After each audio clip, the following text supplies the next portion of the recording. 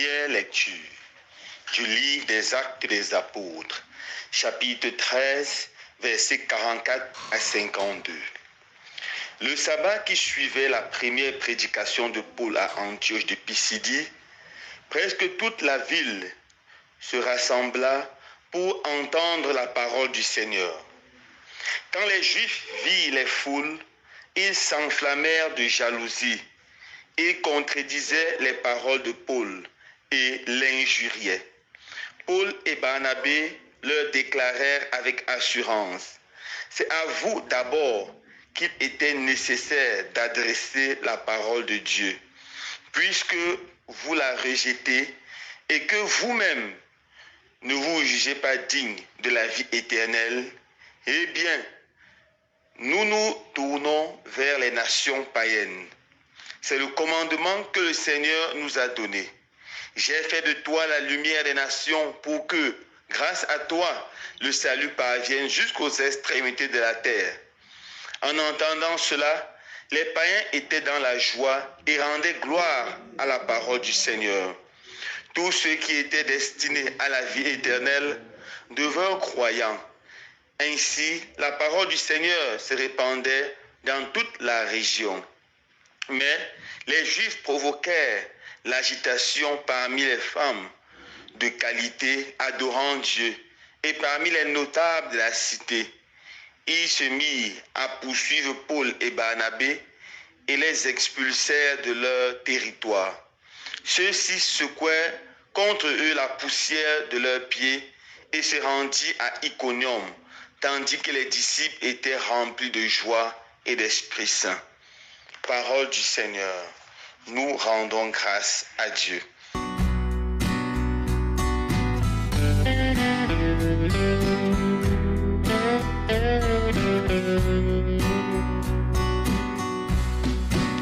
Chers frères et sœurs bien-aimés, dans la première lecture de ce jour, Saint Luc nous rapporte une scène qui a poussé à l'évangélisation des païens dans la ville d'Antioche de Pisidie.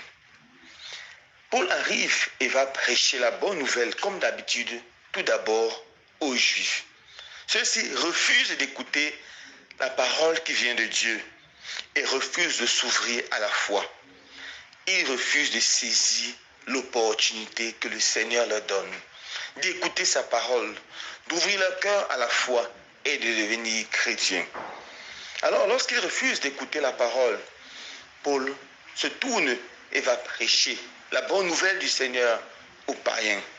Ceux-ci saisissent l'opportunité, écoutent attentivement la parole de Dieu, se laissent toucher et transformer, accueillent la foi, deviennent chrétiens. Et une fois devenus chrétiens, la joie de l'évangile remplit leur cœur. La paix qui vient de Dieu remplit leur âme. Ils sont heureux.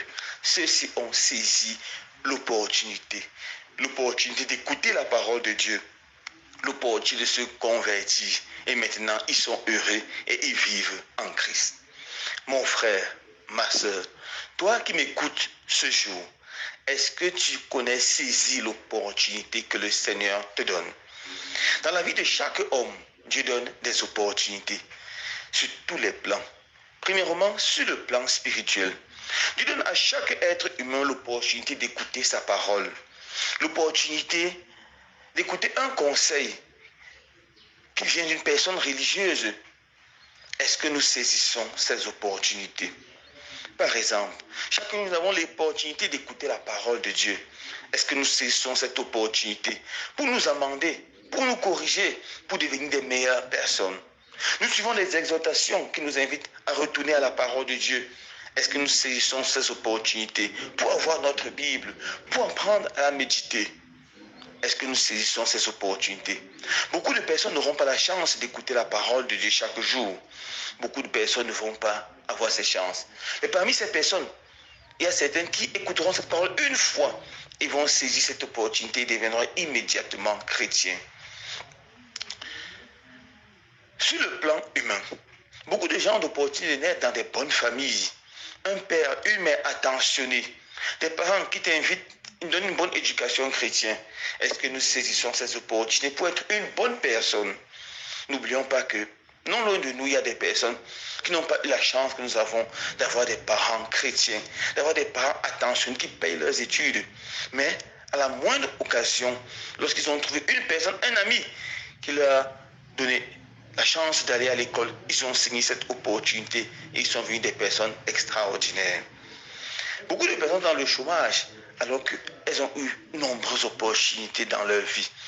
L'opportunité de faire ceci et de faire cela, et n'ont pas saisi l'opportunité.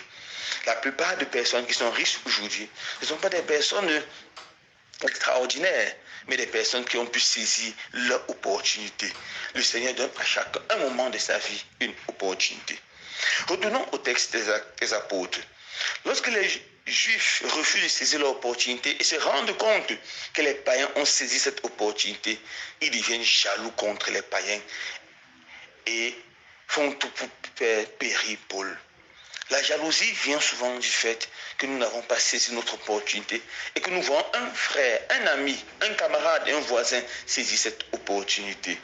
Oui, mon frère, ma soeur, est-ce que dans ton cœur, il y a la jalousie pour des personnes qui ont saisi l'opportunité que tu as refusé de saisir? Si c'est lui, convertis-toi et demande de la grâce de saisir immédiatement tes opportunités, de ne pas lâcher tes opportunités. Je conclus en vous racontant une histoire biblique que nous connaissons tous. C'est l'histoire de Lazare et du riche. Le riche était puissant, il était riche, mais devant sa maison, il y avait Lazare. C'était l'opportunité que le Seigneur lui donnait de pouvoir aller au ciel, de pouvoir faire le bien à son frère et en faisant le bien, à gagner le paradis, à gagner le ciel. Car mon chemin pour aller à Dieu, c'est mon frère, c'est ma soeur, spécialement celui qui est pauvre, celui qui souffre, celui qui est misérable. Mais ce riche n'a pas pu saisir cette opportunité. Il n'a jamais regardé